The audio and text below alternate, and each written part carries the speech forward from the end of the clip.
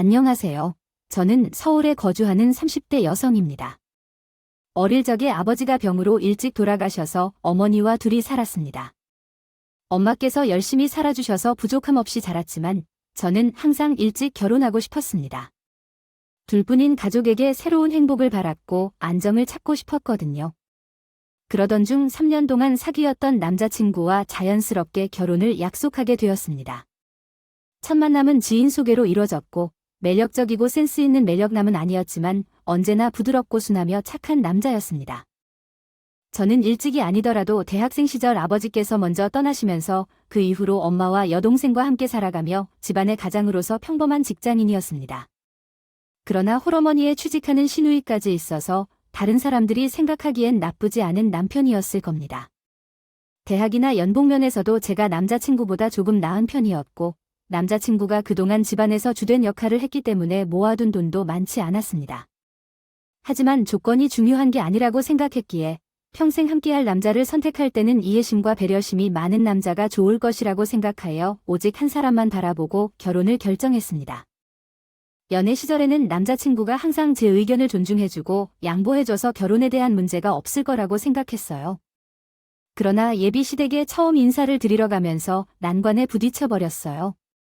남자친구가 매우 온순한 성격이라 시댁 식구도 그럴 거라고 예상했더니 시어머니와 시누이는 남자친구와 정반대 성격을 갖고 계셔서 제가 상상한 것 이상이었어요.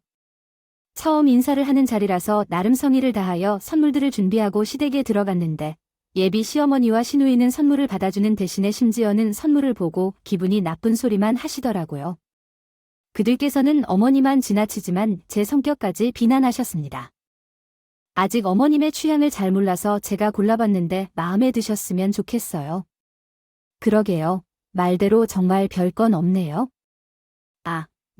아니들 그동안 만나는 것도 있고 평범하다 싶어 큰 기대는 안 했지만 그래도 시댁에 처음 왼손이니 돈은 좀 제대로 써주지 그랬으면 좋겠어요. 누구는 과일 못 사 먹는 줄 알고 과일을 사왔어요. 차라리 고기를 사오지 그러든요. 에휴. 그리고 이건 내가 선물이라고 고른 거예요. 아니죠. 그냥 스카프예요.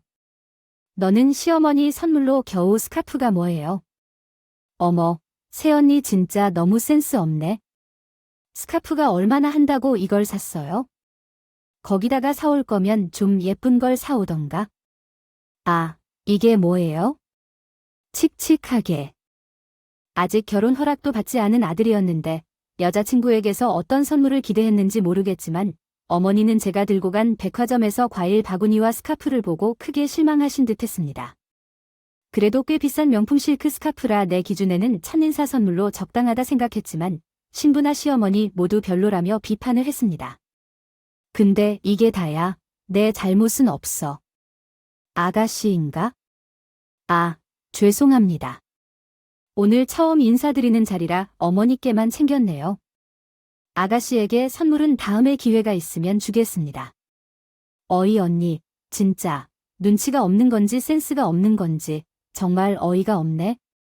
지금 누구에게 어떻게 보여야 할지요. 하는지 모르는구나. 한다고 어리다. 만만하게 보는 모양인데 앞으로는 조심하는 게 좋을 거예요. 우리 엄마나 오빠, 내 말이면 깜빡 죽거든요. 그럼 나한테 잘 보여야 해. 결혼도 할 수 있을 텐데. 그러는 와중에 한참 어린 시누이는 자기 선물 안 사왔다며 벌써부터 시누이 노릇을 하려 하는 것 같더라고요. 겨우 첫 만남 자리에서 그런 꼴을 겪었으니 저도 앞으로가 쉽지 않을 것을 예상했어야 하는데 그때는 설마 거기서 더한 일이 생길 줄은 몰랐습니다. 하지만 그 후로도 예비 시어머니는 참 많이 무례하셨어요. 그날은 제가 어려서 말씀을 쉽게 하시나 했더니 상견례 자리에서 앞으로 사돈 대시할 저희 엄마에게까지 그러시는 거죠. 근데 사돈님은 참 수수하게 다니시네요. 보통은 이런 자리에 다들 꾸미고 나오는데요. 하긴 하는지가 요즘 젊은 사람들한테 답답하게 꾸미지도 않고 소박하더니 어머니를 닮았나 봅니다. 수사 모습이 참 보기 좋으신데요. 그렇게 말씀해 주셔서 감사해요. 사돈님은 꾸밀 줄 아시는 분이시라 그러신지 입고 계신 것들도 다 잘 어울리세요. 그렇죠. 사실 제가 옛날부터 이런 쪽으로 관심이 많아서요. 제가 고향에서 미인 대회에 나갔던 적도 있어요. 아시죠? 옛날에는 제 쫓아다니는 남자도 정말 많았어요. 애들 아빠 만나지 않았으면 지금쯤 어디서 재벌가 사모님 소리 들었을 텐데요. 근데 사안은 참mon가 소박하게 넘어서 조금 없어 보인다고 말해야 할까? 남편 없이 혼자서 드신 지 오랫동안이라고 하시더니 아이고, 듣던 것보다 상황이 많이 안 좋으신가 봐요. 저희는 그래도 남편이 남겨둔 돈이 좀 있어서 괜찮은데요. 그러니까 저희 남편이 죽기 전에 선물해 주신 반지인데 이게 알만해도 몇백만 원 값어치예요. 원래 며느리들이 들어오면 새로 세팅해서 주려고 했는데 아이고, 아무래도 은지한테는 이렇게 화려한 게 안 어울릴 것 같아서요. 원래 이런 일도 다 할 만한 사람이 해야 하잖아요. 신경 써 주셔서 감사해요. 처음 보는 우리 엄마 앞에서요. 얼마나 돈과 옷을 자랑하는지에 대한 이야기만 들으면 모르는 사람은 저희 집이 돈이 많이 있는 줄로 오해하실 수도 있을 겁니다. 제 남자친구가 말했기로는 아버님이 사시던 때에도 다른 사람들처럼 평범하게 사셨다고 하고 아버님이 돌아가신 이후에는 가정에 비가 들어서 형편이 그리 풍족하지는 않다고 들었습니다. 그래서 우리는 부모님으로부터 도움받지 않고 반반씩 결혼을 하기로 했던 건데도 시어머니는 아들의 결혼에 돈을 지원해 줄 수 없다고 하시면서 제 엄마 앞에서는 집에 얼마나 재산이 있는지부터 시골 땅값 올랐다는 이야기까지 근거 없이 자랑부터 시작하여 자신이 착용하고 있는 반지의 가격부터 어떤 명품 가방을 사용하는지 등 입에 짓눌러 침이 튀도록 자랑을 하십니다. 은근히 제 엄마를 깎아내리며 말이에요.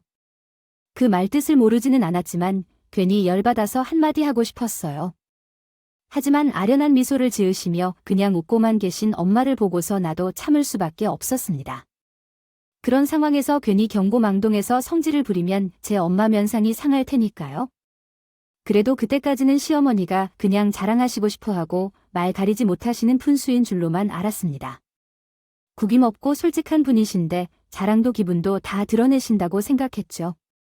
차라리 뒤에서 불만이시다는 것보다는 그게 낫다 싶었는데 설마 그런 시어머니가 제 뒷북을 쳐주실 줄은 몰랐습니다. 상견례까지 끝냈으니 이제 저희끼리 결혼 준비만 남았다고 생각했는데 그때부터 고생이 시작되었어요. 우리는 반반 결혼을 하기로 했기 때문에 예물과 예단을 걱정하지 않았어요. 보통 반반 결혼하는 부부들은 예물 예단을 생략하기도 하고 적당히 치레만 하는 정도라고 하기에 우리도 각자 성심껏 준비하면 될 거라 생각했거든요. 시어머니도 자기가 뭘 해주실 여유가 안 되셔서 그러시는지 상견례 자리에서는 간소하게 하자고 할 수 있었기에 그렇게 잘 정리가 된 줄 알았습니다. 그런데 어느 날 어머니가 남자친구를 거치지도 않고 전화를 하시는데 너에게 갑자기 집을 해오라고 하셨다고 해요. 예물은 우리가 알아서 할 테니 너는 신혼집을 해와라. 네, 그게 무슨 말씀이세요? 어머니, 집 문제는 이미 저와 지금 결정한 것이 아닌가요? 3년 전에 결정된 줄로 알고 있었는데 갑자기 왜 지금 내 의견을 거절하시고 계시죠? 상견례 때는 저와 아무런 대화를 나누지 않으셨던 시어머니가 갑자기 이렇게 제가 집을 해야 한다고 강요하며 제 말을 끊으시고 화를 내시는 겁니다. 시어머니는 이래저래 어디서 그러십니까? 너 집에서 그런 말을 듣고 배웠으니까 그럴 수밖에 없는 것인데 우리 아들에게 이런 결혼을 시키는 것은 아니다. 뭔가 찬란한 장례를 준비하러 가는데 그 정도는 해줘야지. 그러면 너희 집에서 시집 올 때도 그 정도로 대접받으려고 했니? 내가 우리 아들보다 못하다니까요? 뭐가 있어? 게다가 결혼도 내가 먼저 하고 싶다고 그랬다며 그래서 엄연히 내가 숙여서 들어오는 결혼인데 혼수도 그 정도로 하는 게 당연하지. 우리 지역 이야기를 들어보니 그래도 내가 모은 돈이 영 없는 것 같진 않더만. 그러니까 괜히 우리 아들을 고생시키지 말고 내 돈으로 신혼집 해오라고. 안 그러면 이렇게 못할 줄 알겠어. 세상에 대체 누구한테 그렇게 윽박지르고 소리를 질러? 그러는 건지. 저는 살다 그런 경험이 없는 일을 처음 겪어봤습니다. 밖에서 나무로 만났으면 아줌마, 왜 나한테 소리 지르냐고 한마디라도 했을 텐데. 아휴, 그놈의 시어머니가 뭔지. 저는 그런 헛소리를 듣고도 아무 말을 할 수 없었습니다. 그 일이 너무 당황스럽고 왜 내가 그런 일로 욕을 먹어야 하는지 속상하기도 했습니다. 놀란 마음에 남자친구에게 얘기했더니 심지어 남자친구는 이미 그 일을 알고 있었어요. 그런데 남자친구의 말은 어머니의 억지보다 더 황당했습니다. 우리는 분명히 집을 서로 반반해서 하기로 했잖아. 근데 어머니가 갑자기 왜 그런 말씀을 하시는 것인지, 없는 집에서 시집보는 내가 집을 해야 한다는 건 무슨 말인지. 내가 어머니한테 왜 그런 소리를 들어야 하는 거야? 나 정말 황당했지만 그래도 어른 앞이라 참고 있었어. 그래서 자기가 어머니한테 직접 말씀하라고 생각했죠. 잘 알아서 집을 다 드릴게요. 제가 그러니까 남자친구가 알아서 자기 어머니에게 얘기할 줄 알았어요. 그래, 우리 어머니가 내가 잘 얘기할 거라고 생각해? 너가 많이 당황했겠지? 미안하다고 하면서 거들개 없이 시어머니 대신에 제게 사과를 할 줄 알았어요. 그런데 너무 어이없게도 남자친구는 그러한 자기 어머니의 말에 그대로 동의했어. 자기 어머니를 설득하는 게 아니라 오히려 나를 설득하려는 거야? 우리 엄마는 나도 통하지 않으면 그냥 미친 분이야? 아마 내가 집회에 가기 전에는 결코 동의하지 않을 거야? 결혼을 허락해 주지 않을 거예요. 그러니까 괜히 더 욕먹기 전에 그냥 너가 집을 해와. 솔직히 내 상황이 아주 불가능한 것도 아니고 좀 무리하면 그 정도는 할 수 있잖아. 아니면 장모님께 버릴래 뭐 그런 말이 어디 있어? 결혼을 나 혼자 하는 거야 아니에요. 애초에 우리 둘이 결혼하는 건 맞아. 우리가 살 신혼집인데 왜 어머니가 나를 하라고 말씀하시는 거예요? 어머니가 나에게 전하실 때까지 자기는 대체 뭐 했어? 내가 말했잖아 나가 나서도 안 통한다고. 그래도 집만 해오면 별 말씀 안 하실 텐데 그냥 내가 해오는 걸로 하자. 나머지는 내가 다 할 테니까 아주. 제발 그것만 좀 해줘 남자친구가. 우유부단하고 순한 성격이라는 것은 알았지만 이 정도가 너무 심한 거 아니냐고 생각했어요. 아무리 순한 사람이라도 자기의 의견을 표현할 줄 알고 결혼할 여자를 지켜야 한다고 생각했는데 끝까지 자기 어머니만 무섭다고 아무것도 말하지 못하고 모든 것을 저에게 넘기는 걸 보니 순간 정말 실망했어요. 이미 결혼 준비 과정에서 시댁 문제를 중재하지 못하고 바보처럼 행동하는 남자친구 때문에 여러 차례 실망한 일이 있었는데 그 일들이 쌓이다 보니 내가 이 결혼을 할 수 있는지에 대해 심각한 고민까지 했던 거죠. 그래도 그때까지는 어떻게든 참았지만 그 이후로도 저는 여전히 남자친구에게 실망하게 되었습니다. 일은 점점 늘어만 갔습니다. 남자친구 말대로 제가 집으로 돌아가야 하는데 어떻게든 해야겠지만 왜 남자친구의 시댁에서 그런 무시를 당하며 참아야 하는지 잘 모르겠었어요. 결혼은 서로 간의 신뢰와 존중으로 이루어져야 하는 것이죠. 그래서 남자친구를 설득하려고 했고 직접 시댁을 찾아가서 어머니와 대화를 시도했습니다. 그런데 매번 남자친구는 욕을 먹게 만들며 쟤를 시댁 문간 안으로도 못 들어가게 합니다.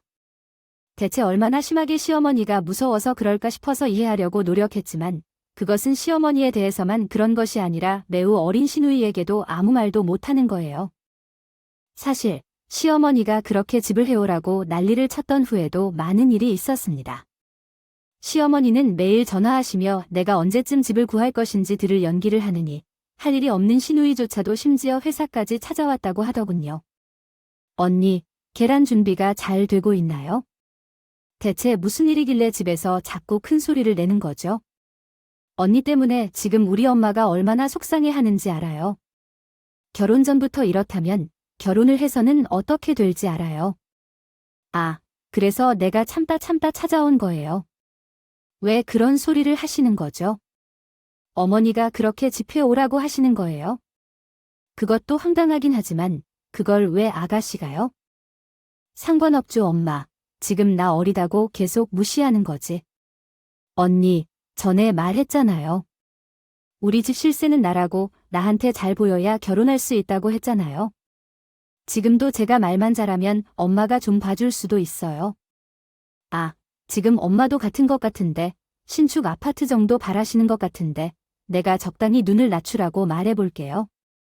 대신에 나한테 좀 보답을 해주면 어떨까요? 솔직히 말씀드리면 집회 온다 해서 시댁에 아무것도 안 할 건 아니죠. 나는 명품백을 기대하고 있는데 그런 걸 다 없이 할 거냐고요. 결혼은 한 번 하는 거니까 할 때 제대로 해야죠. 시어머니가 땡깡만 들으면 미쳐 죽을 것 같은데 이제는 어린 시누이도 내 속을 긁어서 정말 미치겠다고요. 그러나 시댁 식구들이나 시누이를 혼내거나 할 수 없으니 이런 문제는 남자친구가 해결해주길 바란다고 여러 번 이야기했지만 시어머니 때와 마찬가지로 남자친구는 시누이에게 아무 말도 하지 않았습니다. 오히려 제게 대화를 무시한다며 화를 내가요. 자기 동생 좀 그만 찾아오라고 말해야겠는데 왜 자꾸 찾아오는지 모르겠어요. 무슨 이유로 그렇게 말하는지 이해가 안 가네요. 형제들은 사이인데 동생처럼 살갑게 대해주셨으면 좋겠어요. 서운한 건 그렇잖아요. 그동안 서운한 게 많았죠. 결혼하는데 이런 식으로 나를 괴롭히는 건 왜 그런 건지요? 어머니가 그렇다 쳐도 아가씨가 뭘 알아요? 혼수를 어떻게 하는지 많이 할 것 같다며. 전에는 제게 명품백을 달라고 그러더니 이제 결혼하는 거 좋게 하지 않겠어요? 왜 제게 이렇게 하는 거예요? 제가 웬만하면 당신 편 들어주고 싶은데 이렇게 불평만 하면 제가 조금 곤란해요. 그렇지 않나요? 결혼 준비하면서 시댁 때문에 많이 싸우고 있었는데 그때마다 남자친구는 늘 자기 가족만 편 들었습니다. 애초에 잘못을 한 것도 아니는데 왜 제가 욕을 먹어야 하는 건지 정말 억울했어요.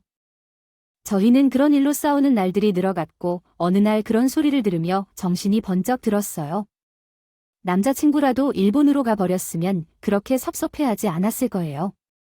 하지만 저의 고통을 대수롭지 않게 여기는 사람을 보며 결국 파혼을 결심하게 되었습니다. 시댁이 얼마나 혼란스럽든 남편만 괜찮다면 살려 했더니 그게 문제의 본질이었음을 깨닫게 됐어요. 자기 가족들이 결혼 상대를 무시하는 것에 대해 아무 생각이 없으며 제게만 모든 책임을 떠넘기려고 할 뿐이었어요. 벌써부터 자기 가족들만을 건드리지 않으려는 남자와 어떻게 결혼 생활을 할 수 있겠어요? 최종적으로 저는 조용히 파혼을 결정하게 되었고 엄마에게 그동안 있었던 일을 이야기했습니다. 처음 그 집에 인사드리러 갔던 날부터 결혼 준비를 하던 1년간 있었던 모든 이야기를 들으신 엄마는 치를 떠시며 제 파혼에 찬성하셨어요. 너는 그런 일을 겪고 왜 진작 말을 안 했어? 그런 집구석인 줄 알았으면 내가 아니라 내가 파혼시켰을 거야. 너는 내가 성질 죽이고 살라 그랬다고 이런 일을 참고 있니? 아, 평소에는 똑똑하게 자라는 애가 왜 그래? 몰라. 나도 결혼 앞두고 눈에 뭐가 씌었나 봐. 솔직히 완전히 정이 떨어져서 파혼하겠다고 한 거지. 그 전까지는 파혼 결정이 쉽지는 않았어. 우리가 연애한 것만 3년을, 결혼 준비만 1년인데 이 나이에 파혼하면 결혼할 기회가 없을까 걱정도 되고.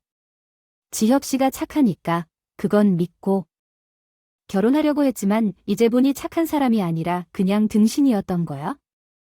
엄마가 무서워서 아무 말 못하고 여자한테 떠넘기는 놈을 어떻게 내가 믿고 살아. 그래, 잘 생각했다. 아니, 내가 이제라도 정신 차려서 다행이다. 근데 참으려고 하지만 참을 수가 없네. 아니, 어디 못 배운 여편네가 우리 딸을 무시하고 있어. 그 옆에 내가 완전히 정신을 잃은 거 아니야?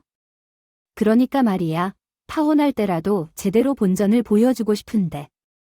아, 진짜 이참에 확 복수라도 해버려. 복수. 무슨 복수를 하겠니? 그런 인간들한테는 너랑 파혼하는 게 제일 큰 복수 아니니? 그러니까 자기들이 놓친 사람이 어떤 사람인지 이번에 제대로 보여주자. 그 집 식구들, 아직도 내가 쥐뿔 없는 줄 알거든. 시달릴 만큼 시달렸던 저는 파혼을 하기 전에 그동안 그 인간들에게 본래의 모습을 보여주고 싶었습니다. 그냥 통보를 하고 헤어지기에는 제가 그동안 당했던 스트레스가 적지 않았거든요. 거기다가 끝내는 마당에 그 사람들에게 모자란 여자로 낙인 찍히고 싶지도 않았고요. 제가 그냥 헤어지자고 하면 예비 시부모 입장에서 무슨 얘기가 나올지는 뻔한 일이었습니다. 아마 제가 집에 돌아갈 돈이 없어서 질러서 겁먹고 나가는 거라며 파혼을 오히려 좋아하겠죠. 그래서 저는 그동안 내 앞에서도 되도 않는 존재랑 또 집을 해오라고 했습니다. 닥달하던 그들에게 내가 왜 당신들과 어울릴 수 없는 사람인지 꼭 보여주고 싶었어요. 시댁에서는 아마 엄마가 저를 혼자 키워서 제가 당연히 어렵고 가난하게 자란 것으로 생각한 것 같은데 그 사람들이 자기들 마음대로 우리 집을 무시한 거야? 우리 집이 어렵게 살아가는 상황이 아니었거든요. 우리 엄마는 장사를 아주 크게 하셨어요. 남대문이 도매업을 하시는데 지금도 연간 매출만 몇십억이에요. 요즘은 경기가 좀 안 좋아서 그 정도지만 한때는 수출을 많이 하실 때에는 100억도 찍으셨다고 하더라고요. 지금도 매장 여러 개의 상가들을 삼주시는데 몇 개가 있어요. 그 상가들만 평당 1억이 넘는데, 아니 제가 아파트 하나만으로는 해결할 수 없나요? 다만 아버지가 돌아가시고 혼자 고생하시며 돈을 벌어 오신 엄마는 매우 검소하셨기 때문에 겉으로 보기에는 그렇게 보이지 않았는데요. 누구나 다른 사람들과 다르게 사치를 허용하지 않아 힘들게 번 돈을 쇼핑 등으로 쓰지 않으셨어요. 대신 어려운 사람들과 나누는 것을 더 좋아하시는 분이라 자원봉사도 자주 하시고 매년 많이 기부하셨답니다. 그러므로 나도 어렸을 때부터 그런 엄마의 가르침을 따르며 밖에서 돈을 낭비하지 않았어요. 그래서 대학 시절 아르바이트를 하면서 제 용돈도 제가 벌어서 썼고 20살이 넘어서도 집에 손대지 않았어요. 물론 엄마도 자식에게 최대한으로 해주시려고 였겠죠. 해주시겠지만 저는 그걸 당연하게 생각하지는 않아요. 아마 남자친구도 그런 모습을 보고 제가 어렵게 컸다 생각했던 것 같아요. 우리 엄마가 판매업을 하신다는 것도 시장에서 어렵게 장사하는 줄 알았던 것 같아요. 저는 남자친구를 생각해서 반반 결혼을 하려고 했는데 솔직히 그 결심을 했으면 그런 아파트를 못할 것도 없었어요. 하지만 왜 무시를 받으며 그렇게 할까요? 그래서 저는 마지막으로 그 사람들에게 맛만 보여주기로 결심했어요. 보여줬다가 뺏는 것만큼 나쁜 것도 없다는데 나도 결혼할 뻔했다가 못하게 되었으니 그 사람들도 그 기분을 비슷하게나마 느껴보기를 바랐습니다. 어머니, 잘 지내셨어요? 나 같으면 잘 지내겠니? 내가 너 기다리다가 목이 빠질 뻔했다. 이렇게 사람을 기다리게 하는 것도 좋지 않아요? 놓고 잘 지내니? 내가 집 구하라고 한 건데 여태 소식이 없어. 배짱 좋게 여유를 부리는 거 보니까 내가 아직 마음이 급하지 않은 모양이구나. 여자 입장에서 결혼 날짜를 미뤄봐야 좋을 게 없을 텐데 대체 뭘 믿고 그러니 이러다가 우리가 지역이 다른 집에 갈 것 같아. 죄송해요 어머니. 제가 괜찮은 집을 구하려다 보니 시간이 오래 걸렸네요. 안 그래도 그 문제 때문에 연락드린 거예요. 제가 아주 좋은 기회를 잡아서 오늘 급하게 신혼집을 계약했거든요. 미리 보여드리고 상의도 하고 싶었는데 워낙 급해서 저 혼자 계약했어요. 그냥 계약했다고. 아니, 뭐 어쩔 수 없지만. 아, 너가 뭐 제대로 하기는 한 거냐? 맞나요? 설마 전세를 얻은 건 아니겠지? 당연히 매매죠. 어머니가 월세도 전세도 안 되고 꼭 집 사오라고 하셨으니 사가야겠죠. 그래서 제가 좋은 집으로 샀어요. 위치도 좋고 가격도 좋고 마음에 들어서 바로 잔금까지 다 치렀거든요. 이제 완전히 우리 집이니 아무 때나 입주하면 된다고 했어요. 한번 입주자 결혼 준비하면서 천천히 하면 될 텐데 상관없겠지만요. 계약을 했으면 나에게 바로 전화를 해야지. 너는 그걸 또 내 맘대로 잔금까지 다 치렀니? 아이고, 그럼 내 명의로 했다는 거야? 그럼요. 제가 샀으니까 제 명의로 해야죠. 아이고, 잘하는 짓이다. 남편이랑 같이 살 집인데 남편 명의로 했어야지. 지금은 우리 아들이 너를 세대주로 놓고 그 밑에 들어가서 살라고 하는 거냐? 아니면 하여간 너는 눈치도 없고 생각도 없고 마음에 드는 것 하나도 없어. 그러나 그 와중에도 예비시모는 그대로 마음대로 계약을 했다가 명의를 남편 명의로 하지 않았다며 저를 타박하고 있었습니다. 내가 내 돈 주고 사는 집을 왜 남편 명의로 하라는 건지 어이가 없었죠. 저도 이미 마음을 다 내려놓고 있고 마지막 사이다만 터트릴 생각으로 해왔는데 설마 하니 또 열받는 일이 생길 줄은 몰랐네요. 그때라도 정말 뚜껑이 열릴 뻔했지만 괜히 김새는 짓을 하지 않으려고 끝까지 예비시모를 참을 수밖에 없었습니다. 없습니다. 제 생각이 짧았어요. 어머니. 명의야. 나중에라도 바꿀 수 있으니까 걱정하지 마세요. 그리고 어차피 부부집이니까 누구 명의든 뭐 어떻게 될까요? 집을 가지고 있으면 세금만 더 내는 거잖아요. 아무튼 이미 계약을 다 했다니까 이제 와서 물을 수도 없고 제가 그 집 한번 가볼 테니 주소랑 사진이나 보내봐. 내가 뭘 제대로 했는지 미리 확인해야지. 그럼요, 어머니. 주소 보내드릴게요. 대신 집 보러 가실 때 저랑 같이 가세요. 그래야 제가 문을 열어드릴 테니까. 내가 내 아들 집 보러 가는데 허락 받으라는 게 이거냐? 아니, 너 벌써부터 이따위로 시댁 눈치 줄 생각이야? 내가 너더러 집 해오라 그러는 게요? 내게 눈치를 준다고 말하는 거야? 나 너와 같은 걸 허락받고 집 큰 아들 생각은 없으니까. 당장 비밀번호를 알려달라고? 그래도 어머니는 아직 우리 집에 드나들지 않은 집이라고요.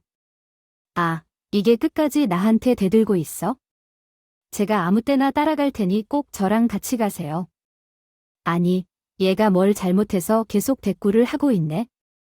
야, 너 이제 집까지 해왔다 싶으니 무서운 게 없냐? 아니에요, 어머니, 아주 어머니, 저 급한 일이 있어서 이제 전화를 끊어야겠어요. 어쨌든 제가 같이 갈 테니까 꼭 연락 주세요. 계속 비밀번호를 말하라는 요구는 하지 말아주세요. 성화에도 저는 절대로 비밀번호를 알려주지 않았다. 더욱이 화를 돋구려는 생각도 있었지만 그 여자가 제가 구한 집에 자기 마음대로 들락거리겠다는 게 탐탁치 않았다. 그 집이 정말 제 신혼집이 될 건 아니지만 아직 짐도 옮기지 않은 신혼집에 자기 마음대로 들어가 보려는 건지 말이에요. 그래서 저는 꾸역꾸역 욕을 참으면서 시무를 말렸고 그냥 전화를 끊어버렸다. 그 후로 몇 번 더 전화가 걸려왔지만 저는 끝까지 받지 않았다. 받아봤자 욕만 먹을 게 뻔한데 뭐하러 그러겠어요? 그래서 다음날 아침에는 다급한 남자친구의 전화를 받게 되었다. 은주야, 지금 큰일 났어. 아, 또 큰일이네. 너가 신혼집을 구했다며. 그게 문제가 아니라 엄마가 지금 짐을 싸서 우리 신혼집으로 가신대. 오늘 당장 그 집에 들어간다고 하더라. 그게 무슨 말이야? 이사를 한다고 우리 신혼집으로? 그래, 그래서 나한테 비밀번호를 알려달라고 난리를 쳤는데 나는 은지의 집을 계약한 줄도 몰랐잖아. 왜 나한테는 말을 안 했어? 섭섭하게 내가 내 돈으로 집을 사는데 일일이 보고해야 해?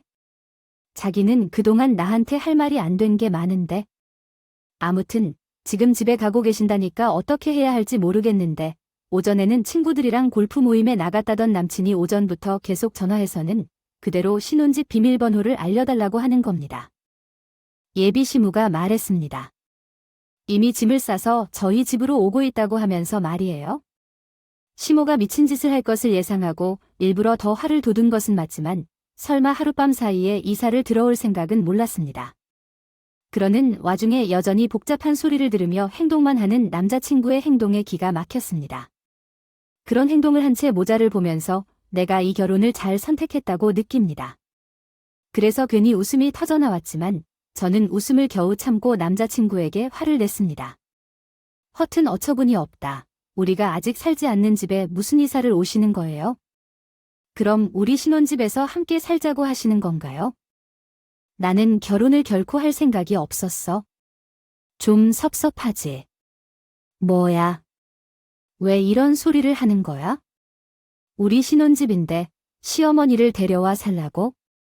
아마도 아가씨도 같이 오는 건 아니겠지? 그리고 내가 어떻게 엄마를 말리겠어? 엄마 성격을 잘 알면서 그런 소리를 하는 게 어색해? 어쨌든 이야기는 했으니 너가 어떻게든 조정해봐. 나도 그쪽으로 갈 테니까 가서 얘기해. 미친놈이 뭐라고 하는 건지 너무 어처구니가 없어서. 어차피 결혼할 생각은 없으니까.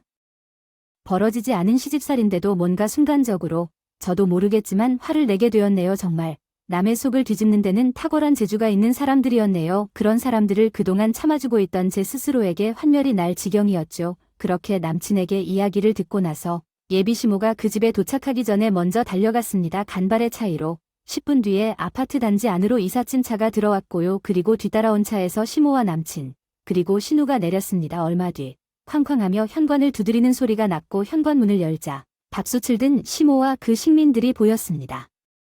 저는 최대한 당황한 척을 하며 시댁 식구들을 마주하게 되었어요. 어머니, 이게 대체 무슨 짓이세요? 제게 말씀도 안 하시고 이렇게 막무가내로 하시면 어떻게 해야 할지 몰라요. 내가 하는 짓 보니까 비밀번호도 안 알려주는 게 너무 불안해서 그래서 짐을 넣으려고 왔어요. 원래 옛날부터 없는 년이 시집 오면 시댁 식구들을 다 만나고 살아야 한다고 들었어요. 어쨌든 베어 먹은 게 없으니 뭘 알 리가 있을까요?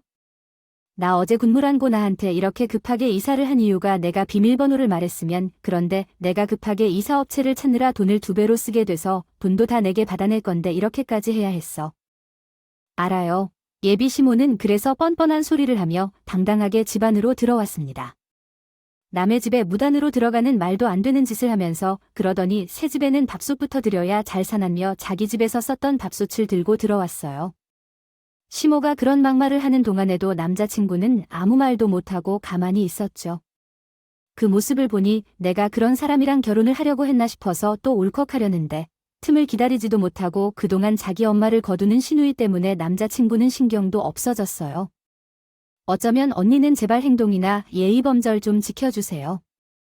언니 덕분에 아침부터 이런 상황이 생기잖아요. 주말에요. 쉬지도 못하게 하고 있었어요. 근데 집을 구하라고 했더니 어떤 이상한 집을 구했어요. 신축인 줄 알고 좋아했었는데 여기서 곧 재건축이 시작된다네요. 그러니까 오다 보니까 주변에 마트도 없고 시장도 없고 이따금 이런 곳에서 어떻게 사는 거지 너희? 제대로 된 집을 산 게 맞냐, 이게 좋은 기회에 얻었다고 그러더니 급하게 계약한 거 보니까 이 집은 임대 아파트구나. 나라에서 못 살만한 사람들을 위해 구해주는 거 아니야? 아휴, 어쩐지 동네가 조용하고 이상한 걸 보니까 임대 아파트구나. 아휴, 집도 왜 이리 작아? 방이 겨운 3개야?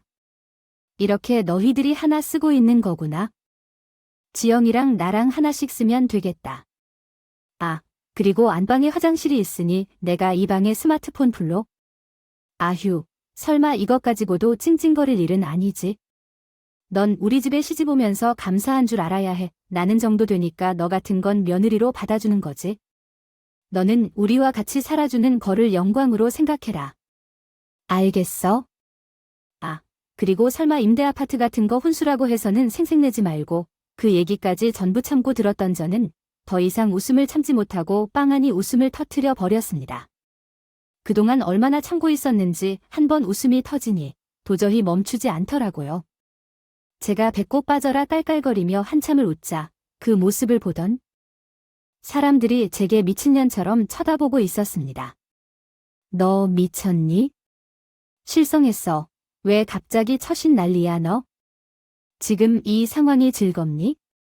아휴, 진짜 너도 참 가지가지한다. 죄송해요, 어머니. 저도 참아보려고 그랬는데 도저히 참을 수가 없어서요. 어머니 말씀하시는 게 너무 웃겨서요. 어머니, 정말 유머 감각이 뛰어나신 게 개그우먼 하셔도 되겠어요? 언니, 진짜 미쳤어요. 우리 엄마한테 무슨 헛소리 하는 거야? 갑자기 왜 저래 진짜? 나는 그 입 다물어 진짜 입을 꿰매 버리려니까. 가짜도 아닌 게 어디서 꼬박꼬박 말대꾸를 하고 있어. 엄마야, 세원이 진짜 미쳤나봐. 뭐야, 집구에 오더니 전 재산을 해먹어서 돌았나? 언제부터 너 지금 무슨 짓을 하는 거야? 우리 식구들 앞에서 무슨 추태야? 너 나랑 결혼 안 할 거야? 나도 좀 닥쳐. 평소에는 꿀을 먹은 벙어리 마냥 아무 말도 못하고 있는 새끼가 식구들 앞에서는 입만 살아가지고 나불나불. 그러고 보면 쥐뿔도 없으면서 입만 터는 게 너희 식구들의 특기니. 자식부터 부모까지 아주 가지가지다. 진짜 웬만하면 당신들 같은 인간들이랑 동급되고 싶지 않아서 참으려고 했었는데 내가 계속 참아주니까 나를 아주 호구로 알기에 오늘의 기회에 아주 똑똑히 보여주려고 해. 저는 그 자리에서 제 휴대폰을 꺼내어 제가 자기들과 얼마나 다른 세상을 살고 있는 사람들인지 그 사람들에게 똑똑히 보여주었습니다. 제가 타고 다니는 차와 제 명의로 된 아파트, 그 아파트의 시가, 그리고 현재 그 사람들이 쳐들어온 집값까지 보여주었어요. 사실 그 집은 제 집이 아니라 다른 분께 양해를 구하고 잠시 빌린 빈집이었거든요. 어머니가 봉사자이신 잘 아시는 분이 임대업을 하시는데 마침 세입자가 이사를 나간 빈집이 있으셨어요. 리모델링을 하시기 전에 집이 비어있다고 하셔서 며칠 빌려 쓰기로 했죠. 약간 모델하우스처럼 말이에요. 그 집 주변의 식구들은 여기가 구옥이라고 임대 아파트인 줄 단정하게 알고 비웃었지만요. 집집마다 누가 사는지 알면 그 집 식구들은 아마 놀랄 거예요. 거기가 알만한 사람들만 아는 비싼 아파트였거든요. 아시는 분들은 아실 테지만 원래 부촌 근처에는 시장이 없잖아요. 그리고 집값이 높을수록 동네가 조용하죠. 물론 그 사람들이야 워낙 조용히 살던 사람들이니 그런 걸 알 리가 없다면서도 모르지만 너무 무식한 소리를 하더라고요. 그래서 저는 그 집의 시세까지 보여줬습니다. 이게 뭐야, 은지야? 정말인가요? 네, 그 진짜야. 내가 이런 차를 어떻게 타고 다니지? 아니, 너 아파트가 있었어? 그럼 그 집은 또 뭐야? 요건 진짜야? 아니, 얘한테 사는 아파트가 10억 원에나 한다고요? 어디요? 우리 집만 그런데 여기가 더 비싸답니다. 집 한 채만 해도 30억이나 하다고 하는군요. 그래도 이 동네까지 오라고 말씀하시니 눈치챌 줄 알았는데 몰라요? 너무 모르시는 게 아닌가요? 여기 동네 시세도 몰라서 임대 아파트라는 이야기를 하는데 어쩔 수 없죠. 맞아요. 우리 형편에 맞춰서 다니느라 근처로 오지도 못했을 테니까요. 시세를 몰라도 당연하지 않나요? 여기는 당신 같은 분들이 발도 못 들이는 동네예요. 결국 당신들이 여기 오는 일은 없을 테니 안타까워서 한번 보여드리는 거예요. 어떠세요? 이렇게 보시니까 겉으로 사람을 판단하는 게 좋지 않습니다. 그래. 교훈을 느낄 수 있어? 이게 어떻게 가능한 거니? 갑자기? 로또에라도 당첨됐어? 바보야. 요즘 로또 1등해도 나의 아파트 하나를 살 수 없어. 내가 굳이 말 안 했는데 지금서야 보니 알겠지만 우리 집은 살아가기 힘들어. 우리 엄마는 시장 재벌이 아니라 도매업으로 큰 사업을 하고 계시니까. 매출이 수십억이야. 너나 너희 가족이 맘대로 내가 가난하게 보는 것이지. 사실 너와 만나길 원치 않았어. 내 수준과는 차이가 나니까. 이런 소리를 하기부터 조차 부끄러워서 하지 않았는데.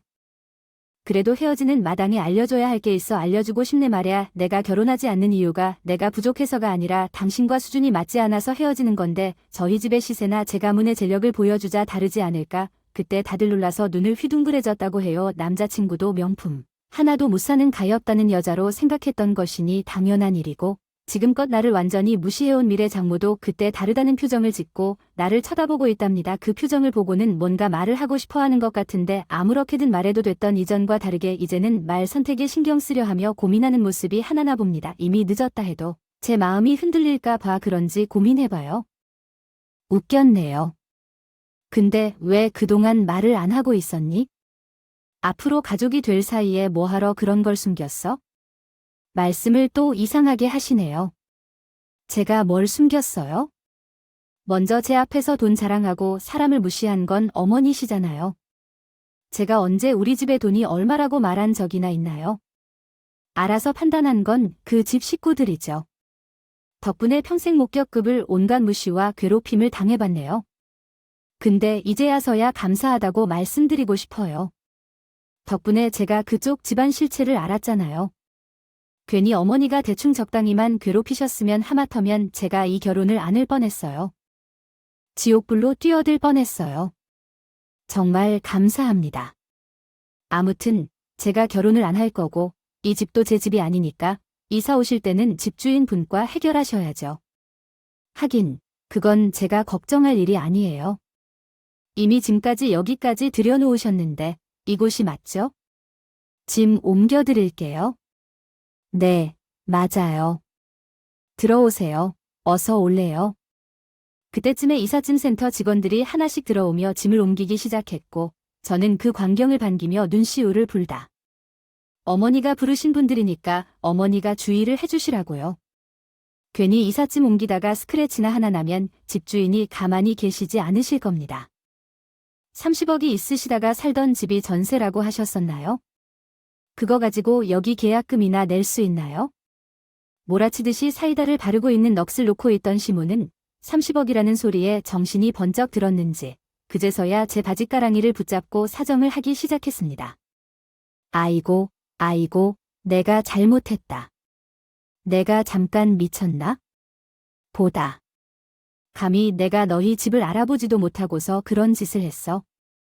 내가 진심으로 사과할 테니 나 좀 용서해다오. 내가 정말 너에게 감정이 있어서 그런 게 아니란다. 나도 딸을 키우는 사람인데 설마 며느리에게 그런 말을 할 수 있겠니? 그러면 내가 내 죄를 돌려받지 않아. 그러니까요. 옛말에 뿌린 대로 거둔다는 말이 있죠. 잘못하시면 그저 돌려받으실 텐데 알만한 분이 왜 그런 걸까요? 그리고 아가씨는 어머니 덕분에 시집편이 가기가 힘들어졌네요. 불쌍해서 어떻게 해야 좋을지 고민되는데 아가씨에게 꼭 부잣집에 시집가기를 빌어줄게요. 그래야 그만큼 더 무시당하고 구박당할 텐데요. 그래도 돈 있는 집에 시집가면 그런 것도 다 견딜 수 있겠죠. 아무튼 나는 지인들끼리 해결하려니까 제발 이러지 마요. 내가 없으면 못 사는 거 알잖아. 내가 너랑 헤어지는 게 어떻게 될까 봐 걱정돼. 그래, 내가 잘못했어. 나도 이해해. 말려야 하는데 집안 식구들이 단속을 못해서 나한테 탓이야? 그래도 나는 너에게 그런 말은 안 했잖아. 앞으로 잘할게. 그러니까 제발 날 버리지 마. 그 상황이 감당이 안 돼서 그러는 건지, 돈 있는 며느리를 놓치는 게 아쉬운 건지. 예비시모는 바닥에 무릎까지 꿇고 내 앞에서 두 손을 발이 되도록 싹싹 닦으며 울고불고 난리가 났어. 옆에 있던 남친도 이제서야 자기가 잘하겠다며 참에 눈물을 흘리더라고 해. 내가 힘들어할 때는 자기는 모르겠다며 남일처럼 굴던 인간이 이제 와서 그런 모습을 보니 얼마나 기가 막히고 가증스러운지 마음이 같아 해서 한 대 때려주고 싶기도 해. 했지만 그 집 식구들도 그렇게 속을 쓰고 싶어 했죠. 모르고 헤어졌으면 재수 없겠지만 제가 긁지 않은 복권이 있었다는 걸 알게 되면서는 더 이상 이런 여자를 놓치고 후회할 것이기 때문에 그런 생각이 들어요. 그러니까 좀 일찍 정신을 차리지 그랬어. 나는 너 같은 놈과 결혼할 생각 없고 말 한마디 섞고 싶지 않으니까. 나를 두고 후회하고 식구들한테 원망하는 것은 너 혼자 해. 우리는 이제부터 파혼하고 다시 만나지 않기로 해. 혹시 나 찾아오면, 회사나 동네에 찾아오면 내 인맥을 다 동원해서 가만히 있지 않을 거예요. 왜냐하면 난 괜히 파혼할 때 경찰서까지 가야 했으니까.